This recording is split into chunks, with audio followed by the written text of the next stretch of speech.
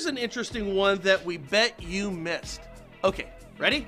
So everybody knows that Trump signed an order to overhaul Dodd-Frank.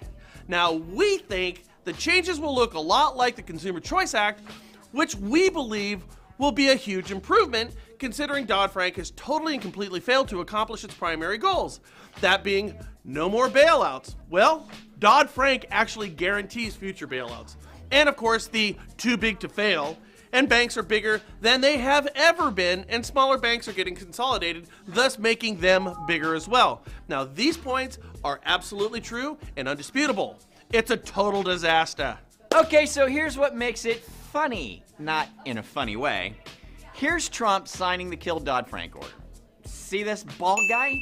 He's Gary Cohn, the White House National Economic Council director and the former COO of Goldman Sachs at the time of the housing crash.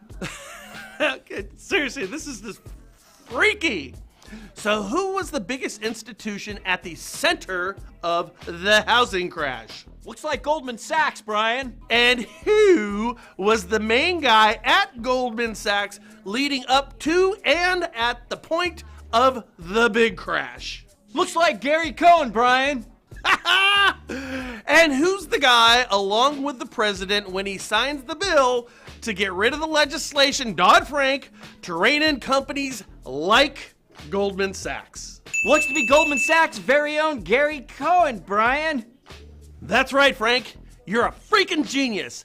It's Goldman Sachs' very own Gary Cohn who's standing there watching Trump sign the bill. It's like a freaking samurai movie or a Greek tragedy. How crazy in full circle is that, guys? I mean, question.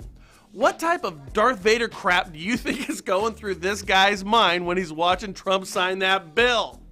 Now, share us what you think he's saying down below. I can't wait to see this. Well, at least he's got experience with crashes and things like that.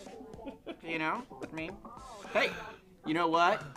I've crashed my motorcycle from time to time, and every time I crash it, I learn a little bit more on how not to crash my motorcycle the next time. So maybe that's, you know, that's a good thing. It reminds me of Napoleon. Remember Napoleon came to power in France, and he started taking everything over, and then he was deposed to an island for the rest of his life.